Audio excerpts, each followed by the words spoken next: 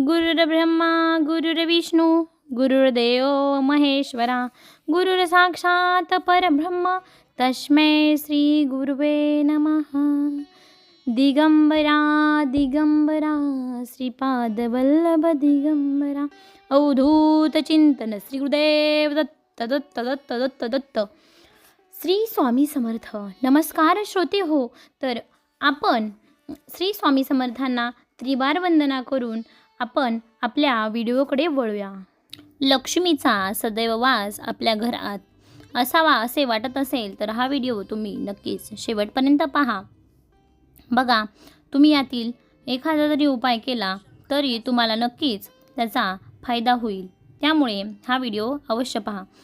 रोजच्या देवपूजेच्या शंखाला स्नान घालून त्याची नियमित पूजा करा, कारण शंख हे लक्ष्मीचे आवडते स्थान आहे।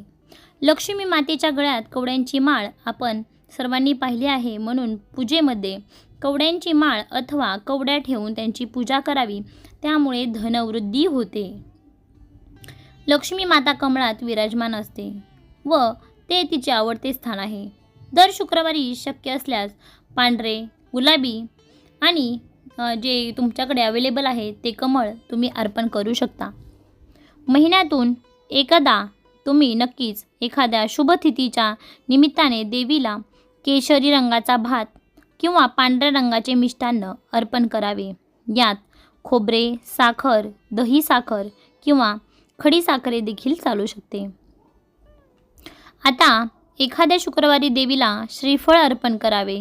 श्रीफळ हे समृद्धीचे द्योतक आहे। तुमच्या दारात प्राजक्ताचे झाड असेल तर ते उत्तम। देवीला प्राजक्ताची फुले आवडतात। तुमच्या आजूबाजूच्या परिसरात प्राजक्ताचे झाड असेल तर सकाळच्या प्रहरी निवडक फुले वेचून देवीला फुलांनी सुशोभित करावे। वैजंती फुल देवीला देखील लक्ष्मी आणि विष्णूंना प्रिय असते।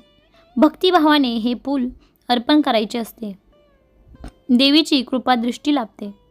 ज्या घरात तुळशी वृंदावन किंवा तुळशीचे एखादे रोपटे असते आणि रोज सायंकाळी तुळशीपाशी दिवा लावला जातो, त्या घरात नक्कीच लक्ष्मीची कृपादृष्टी सदैव असते। केळ्याची बाग असते तिथे आर्थिक चणचण भासत नाही, परंतु प्रत्येकाच्या नशिबात हे सुख नसते। अशा वेळी जिथे केळाचे झाड असते तिथे सेवा म्हणून पेलाभर पाणी अर्पण करायचे। शक्य असल्यास देवीला केळाचा नैवेद्य दाखवायचा आणि तो राहिलेला प्रसाद सर्वांना वाटायचा।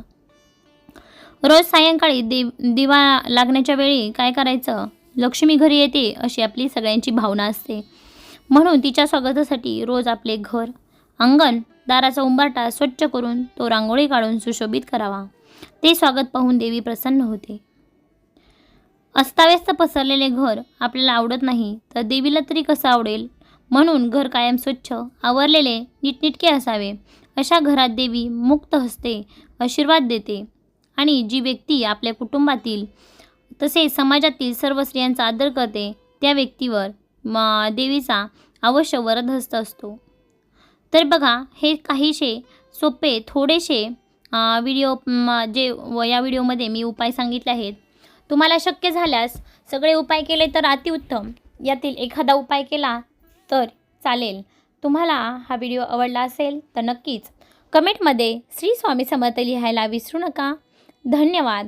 आणि चॅनलला जाता जाता प्लीज सबस्क्राईब करा। मी कोणालाच आजपर्यंत म्हटलेलं नाही, पण आता नक्की करा। धन्यवाद।